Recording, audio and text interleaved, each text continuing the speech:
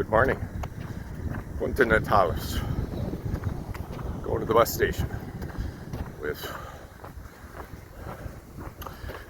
anticipation, hope, a little trepidation. Well, a lot of trepidation. Maybe I'll get into that later. Beautiful sunrise, a steady stream of other hikers.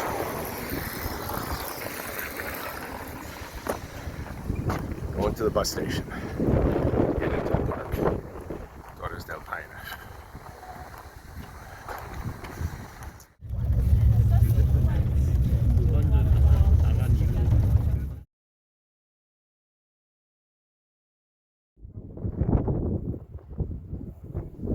I'm setting off to that. Around that. Not into that. See a little bit of it up there. 9:30 in the morning. I'll talk more. I gotta move.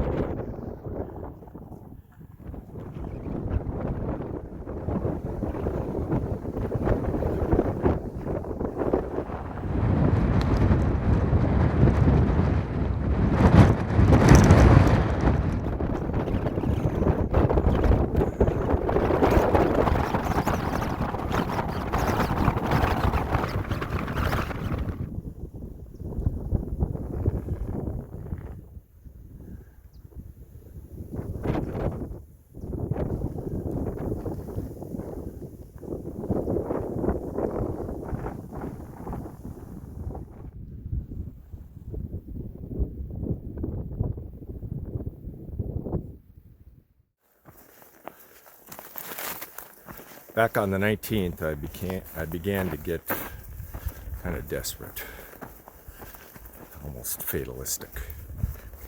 My flight was canceled down south. I couldn't get off of the island in any way because my flight was canceled. I mean, due to the high winds, no boat traffic, no flights.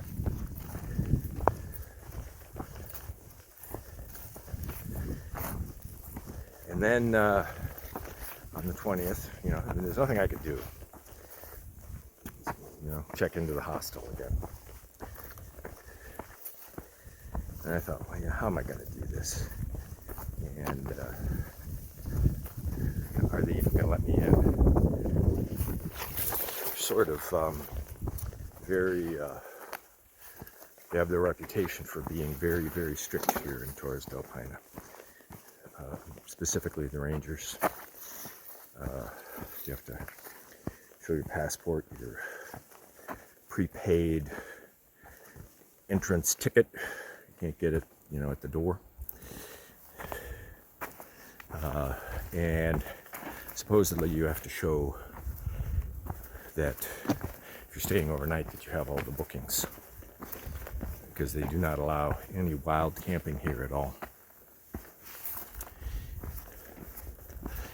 And I thought, okay, how is this even going to work? I have a flight, then I have a 3-hour bus ride just to get to Puerto Natales. Then it's another 2.5-hour bus ride to get to the park. How is this going to work?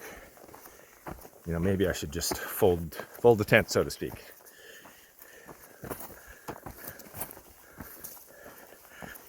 Sizable chunk of change with the reservations, with all the meals and everything like that had to be prepaid.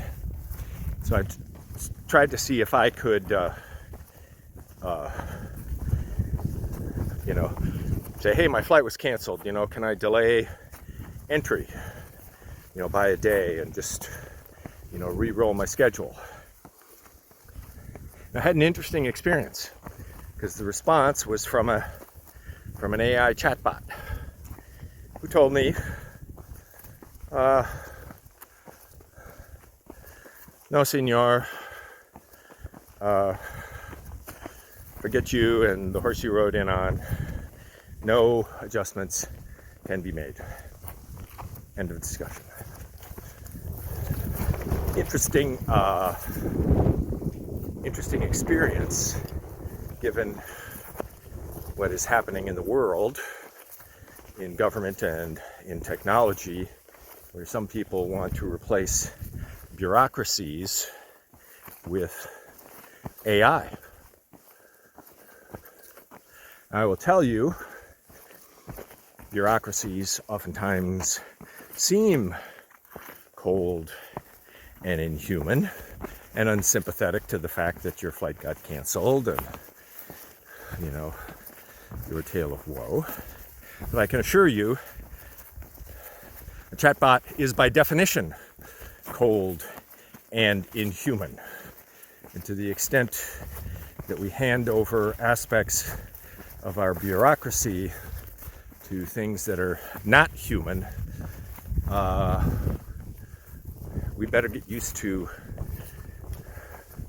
and the horse you rode in on. And yet that's probably what's going to happen.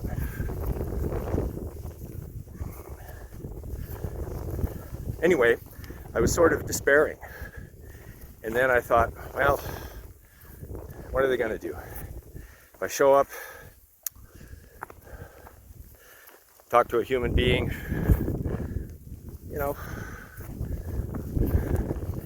maybe I can just go through. But I was worried that because I hadn't hit the first reservation correctly, that they would just cancel everything else out. Hey, you're a day behind.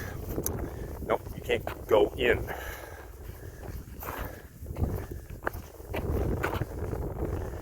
And yet, and I read that that's in fact what they typically do.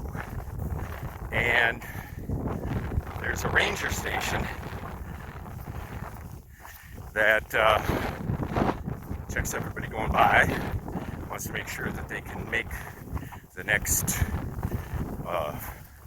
Refugio tent site. I'm going to be tenting out. And supposedly, if you're not there by 1600, they won't let you through. I was there at 1610. Talked to the very human ranger. Asked him about dinner at Dickinson and when they served it. He said 8 p.m. Hot diggity. It's only 4 o'clock now. And he just said, go on through. Go on through. No problem. No problemo. So,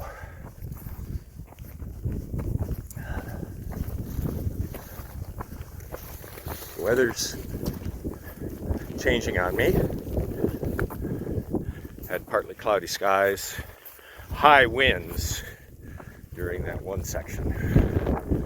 Yeah, knocked me off the trail a couple times. Yeah, it was pretty wicked. But a little drizzle now. I'm down low again on the flat and seeing what the late afternoon brings.